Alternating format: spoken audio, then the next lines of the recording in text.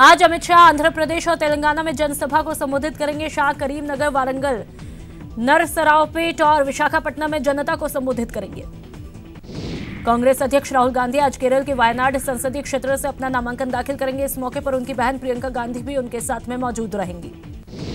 UP के CM Yogi Adityanath आज मुजफ्फरनगर, बिजनौर और बुलंदशहर में चुनावी रैलियों को संबोधित करेंगे। सीएम योगी बीजेपी प्रत्याशियों के समर्थन में वोट मांगेंगे। रायबरेली में कांग्रेस की सोनिया गांधी के सामने बीजेपी ने दिनेश प्रताप सिंह को मैदान में उतारा है। कांग्रेस के पूर्व एमएलसी है दिनेश प्रताप।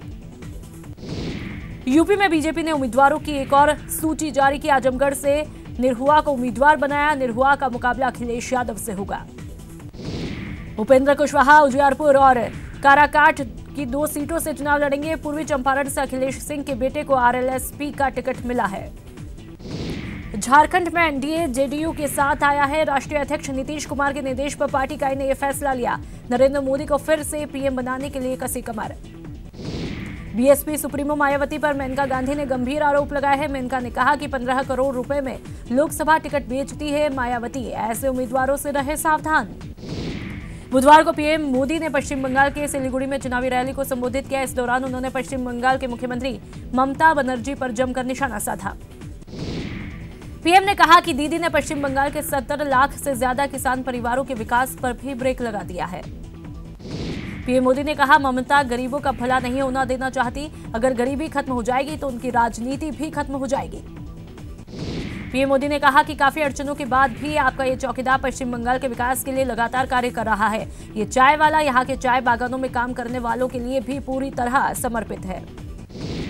वहीं पश्चिम बंगाल की सीएम ममता बनर्जी ने पीएम मोदी पर पलटवार किया और कहा, पीएम ने जो सिलीगुड़ी में कहा वो सब झूठ है। ममता ने पीएम से सवाल किया कि उन्होंने पिछले 5 सालों में क्या किया। सिलीगुड़ी से पहले पीएम मोदी ने अरुणाचल के पासीघाट में जनसभा को संबोधित किया। पीएम मोदी ने कहा कि इस बार का चुनावी संकल्प और साजिश के बीच का चुनाव है। ये भरोसे और भ्रष्टाचार के बीच का चुनाव है। पीएम मोदी ने कहा कि आपके मजबूत विश्वास का ही नतीजा है कि आज अरुणाचल में शिक्षा और स्वास्थ्य को लेकर अनेक संस्थान बन रहे हैं। आपके विश्वास का ही परिणाम है कि आजादी के 7 दशक बाद अरुणाचल के सभी गांवों तक बिजली पहुंचा पाए हैं। पीएम मोदी ने जनसभा को संबोधित करते हुए कहा कि कांग्रेस का घोषणा पत्र ढकोसला पत्र है, झूठ की भरमार है। चुनाव आयोग ने फिल्म पीएम नरेंद्र मोदी की रिलीज पर रोक लगाने से मना किया। आयोग ने कहा कि सीबीएफसी इस मामले पर अंतिम निर्णय लेगा। नमो टीवी चैनल और नमो ऐप पर चुनाव आयोग ने सूचना प्रसारण मंत्रालय से रिपोर्ट मांगी है। कांग्रेस और आम आदमी पार्टी की शिकायत पर यह एक्शन लिया गया है। नमो टीवी चुनाव आचार संहिता के दौरान लॉन्च हुआ था। बुधवार को उत्तरकाशी में बीजेपी अध्यक्ष अमित शाह ने जनसभा को संबोधित किया और कहा कि उत्तराखंड विकास के रास्ते पर चल पड़ा है। शाह कांग्रेस पर वार करते हुए बोले कि कांग्रेस 70 साल से गरीबी नहीं हटा पाई है। अफस्पा में संशोधन के कांग्रेस के वादे को रक्षा मंत्री निर्मला सीतारमण ने गलत बताया है और सुरक्षा बलों का मनोबल गिरने की बात कही है। उन्होंने कहा कि इससे आतंकियों को फायदा मिलेगा। उत्तर प्रदेश के रामपुर से बीजेपी प्रत्याशी जया प्रदा ने अपने जन्मदिन के मौके पर नामांकन दाखिल किया। इस मौके पर उन्होंने कहा कि मुझे गर्व है कि बीजेपी ने मुझे रामपुर से प्रत्याशी बनाया है। पूर्व मुख्यमंत्री महबूबा मुफ्ती ने अनंतनाग लोकसभा सीट से अपना नामांकन भरा। प्रदेश के सभी लोकसभा क्षेत्रों में धुआंधार प्रचार का दौर चल रहा है। बीजेपी नेता सुब्रमण्यम स्वामी ने कांग्रेस के घोषणा पत्र पर सवाल उठाया। स्वामी ने कहा कि हर गरीब को 72,000 देने का मतलब हर साल 4 लाख करोड़ रुपए होता है और यह आंकड़ा इनकम टैक्स रेवेन्यू से भी अधिक है। इतना पैसा कहां से आएगा।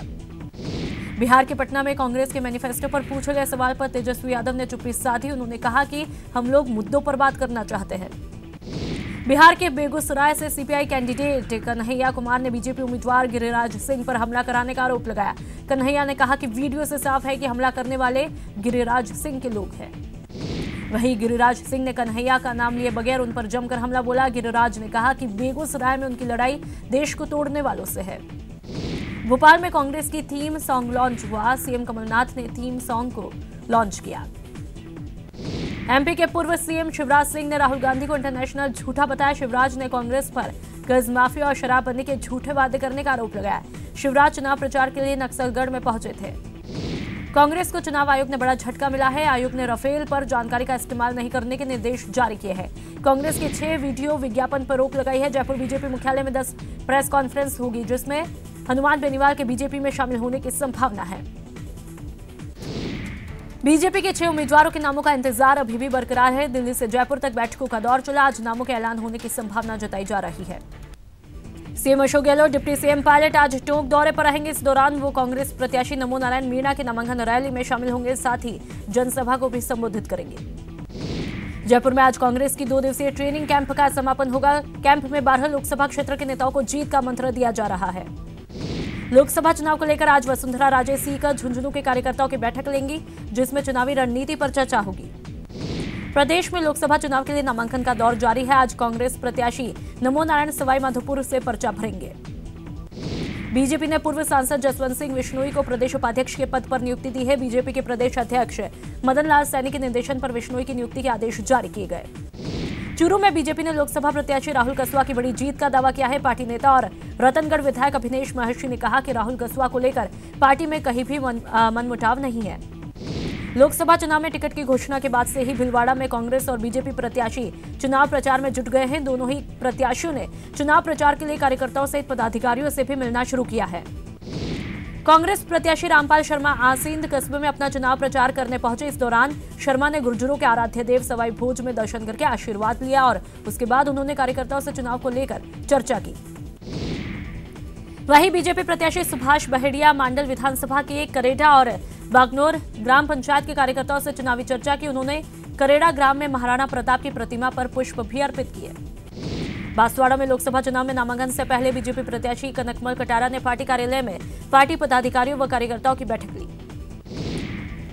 अलवर लोकसभा से कांग्रेस प्रत्याशी जितेंद्र सिंह ने शहर के स्कीम 8 से चुनाव प्रचार की शुरुआत की और इसके बाद उन्होंने मुंडावर विधानसभा क्षेत्र के 1 दर्जन से अधिक गांवों में जनसंपर्क किया। श्री गंगानगर में कांग्रेस कमेटी की मासिक बैठक का आयोजन हुआ, जिसमें लोकसभा टिकट हासिल करने के बाद पहली बार भारत राम श्री गंगानगर पहुंचे। इस मौके पर आयोजित सभा में भारत राम ने विश्वास दिलाया कि कांग्रेस पार्टी ने उन पर जो विश्वास जताया वे उस पर खरा उतरेंगे। कोटा में रामगंज मंडी विधानसभा के बीजेपी विधायक मदन दिलावर ने प्रेस कॉन्फ्रेंस करते हुए कांग्रेस के घोषणा पत्र को देशद्रोह को बढ़ावा देने वाला बताया। उदयपुर में मतदान जागरूकता को लेकर निर्वाचन विभाग की तरफ से जिला परिषद में एक मीटिंग का आयोजन रखा गया, जिसमें मतदान जागरूकता कार्यक्रम के ब्रांड एम्बेसडर को शहर के गणमान्य नागरिकों से रूबरू कराया गया। जोधपुर लोकसभा सीट पर कांग्रेस के प्रत्याशी वैभव गहलोत का नागौर में उनके समर्थकों ने स्वागत किया। उसके बाद वैभव गहलोत जयपुर के लिए रवाना हुए। सरदार शहर में लोकसभा चुनाव शांतिपूर्ण व भय मुक्त व निडर होकर करें आमजन, इसके लिए प्रशासन ने भी अपनी कवायद तेज कर दी है, जिसके तहत जिला कलेक्टर संदेश नायक व एसपी राजेंद्र प्रसाद ने सरदार शहर व भानीपुरा थाने में अधिकारियों की बैठक लेकर आवश्यक दिशा निर्देश दिए। लोकसभा चुनाव के तहत नामांकन प्रक्रिया शुरू हो चुकी है। इसी कड़ी में डूंगरपुर जिले में कांग्रेस की तरफ से डूंगरपुर और बिछीवाड़ा ब्लॉक की बैठक आयोजित की गई। कांग्रेस उम्मीदवार ताराचंद भगोरा की मौजूदगी में आयोजित बैठक में ब्लॉक और अग्रिम संगठनों के पदाधिकारी शामिल हुए। बांसवाड़ा में बीजेपी के प्रदेश प्रवक्ता अमित गोयल ने प्रेस कॉन्फ्रेंस में कांग्रेस पर जमकर निशाना साधा। गहलोत सरकार को किसान विरोधी बताते हुए गोयल ने राजनीतिक दुर्भावनाग्रस्त होने का आरोप लगाया। झालावाड़ 12 लोकसभा क्षेत्र से कांग्रेस ने प्रमोद शर्मा को अपना प्रत्याशी बनाया है, जिसको लेकर झालावाड़ के स्थानीय नेताओं में नाराजगी है। लोकसभा चुनाव को लेकर सीकर जिला मुख्यालय पर माकपा की तरफ से कार्यकर्ता सम्मेलन का आयोजन किया गया। इस दौरान कार्यकर्ता सम्मेलन में अमराराम, पूर्व विधायक पेमाराम सहित माकपा के कई कार्यकर्ता मौजूद रहे। जालौर लोकसभा चुनाव के लिए बीजेपी और कांग्रेस दोनों ही पार्टियों ने अपने उम्मीदवारों की घोषणा कर दी है। ऐसे में दोनों ही पार्टी के नेता अपने अपने चुनाव प्रचार में जुट गए हैं। लोकसभा चुनाव को लेकर अब बीजेपी महिला मोर्चा भी सक्रिय हुई है। इसी कड़ी में उदयपुर में नेता प्रतिपक्ष गुलाब चंद कटारिया ने पार्टी कार्यालय में महिला मोर्चा के पदाधिकारियों की बैठक ली।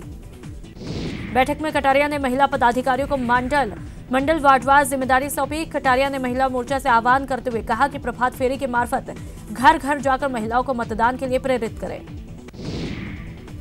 बीजेपी ने पूर्व सांसद जसवंत सिंह विश्नोई को प्रदेश उपाध्यक्ष के पद पर नियुक्ति दी है। बीजेपी के प्रदेश अध्यक्ष मदन लाल सैनी के निर्देशन पर विश्नोई की नियुक्ति का आदेश जारी किया।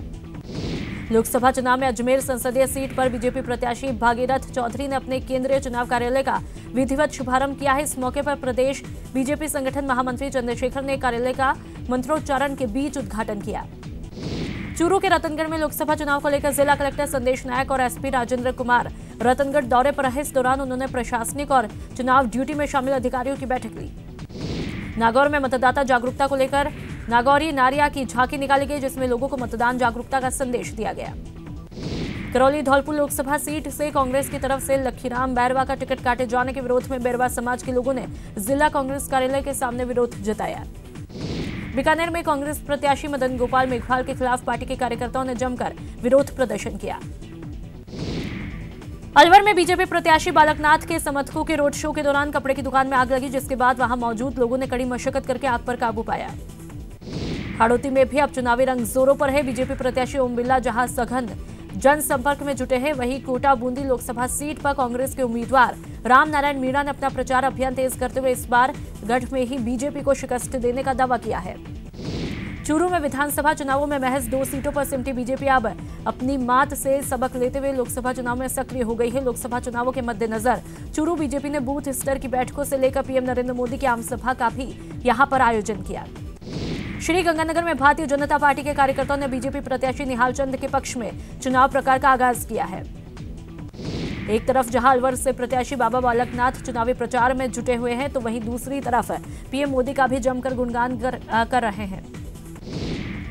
बहुचर्चित भवरी देवी अपहरण और हत्या के मामले में सीबीआई की तरफ से पेश रिवीजन याचिका पर हाईकोर्ट ने सुनवाई से इंकार करते हुए अन्य बेंच के समक्ष भेज दिया है। भिलवाड़ा जिले के नेगड़िया खेड़ा गांव के एक सूने मकान को चोरों ने अपना निशाना बनाते हुए मकान में रखे लाखों रुपए के जेवरात सहित नकदी पार कर दी। झुंझुनू जिले के गांव भुजासर में 2 जुड़वा बेटियों के जन्म की खुशी में कुआं पूजन व दशोढन का आयोजन किया गया। बेटियों के पिता दिनेश मील व माता पूनम दोनों ही चिकित्सक हैं। बूंदी के जैतसागर झील में मछली पकड़ रहे आधा दर्जन युवकों के एक युवक के साथ मारपीट करने का मामला सामने आया है। पीड़ित युवक ने पुलिस में मामला दर्ज कराया है। पीड़ित युवक का आरोप है कि इन युवकों ने उसे जबरदस्ती मछली का मीट खिलाने का प्रयास किया। जब उसने मना किया तो लोगों ने उसके साथ में मारपीट की। नागौर पुलिस ने बड़ी कार्रवाई करते हुए अवैध अफीम की खेती का खुलासा किया है। पुलिस ने अवैध अफीम के करीब 23,000 पौधे जब्त किए हैं। आरपीए में दीक्षांत परेड समारोह का आयोजन किया गया, जिसमें कांस्टेबल बैच संख्या 69 ने परेड की। वही कार्यक्रम में डीजी प्रशिक्षण राजीव दासोत मौजूद रहे। दौसा की काली पहाड़ी सहित आसपास के गांव में पैंथर का भय देखा गया। पैंथर ने ग्रामीण को अपना शिकार भी बना लिया। डूंगरपुर के लिलवासा नाल गांव में मजदूरी करने जा रहे लोगों पर झाड़ी में छिपे एक पैंथर ने हमला किया, जिससे 2 लोग गंभीर रूप से घायल हो गए। अलवर के जय कृष्ण क्लब में पैंथर दिखने से हड़कंप मच गया। मौके पर पहुंची वन विभाग की टीम ने पैंथर को ट्रैंक्विलाइज किया।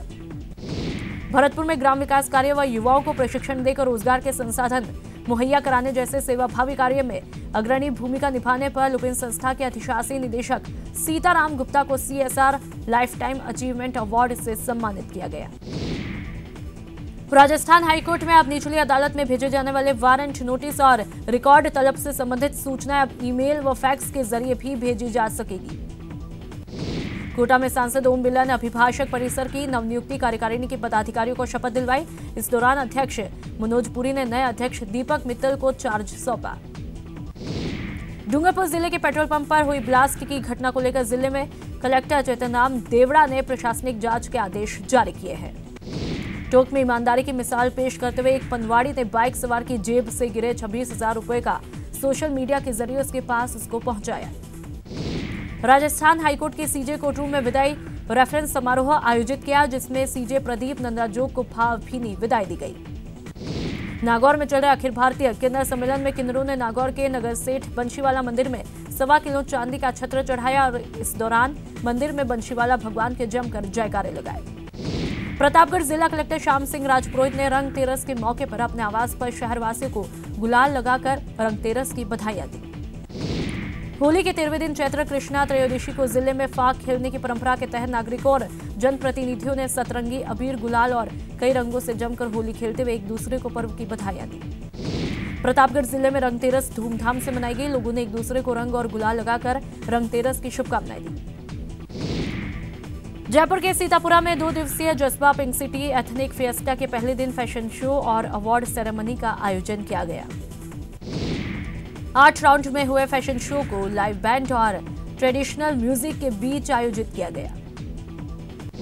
कोटा में लोकसभा चुनाव को देखते हुए अवैध हथियारों के खिलाफ विशेष अभियान चलाया जा रहा है। कार्रवाई करते वक्त पुलिस ने 2 आरोपियों को गिरफ्तार किया है। चित्तौड़गढ़ में होली महोत्सव के निमित्त स्नेह मिलन समारोह को फागोत्सव के रूप में आयोजित किया गया। राजसमंद के प्रसिद्ध 4 भुजा धाम में होली के दिन से शुरू हुआ फागोत्सव गणगौर तक जारी रहता है। भीलवाड़ा में परंपरागत ढंग से धनतेरस पर जीनगर समाज की कोड़ामार होली की चमक दिखी। और इस बुलेटिन में फिलहाल इतना ही। नमस्कार।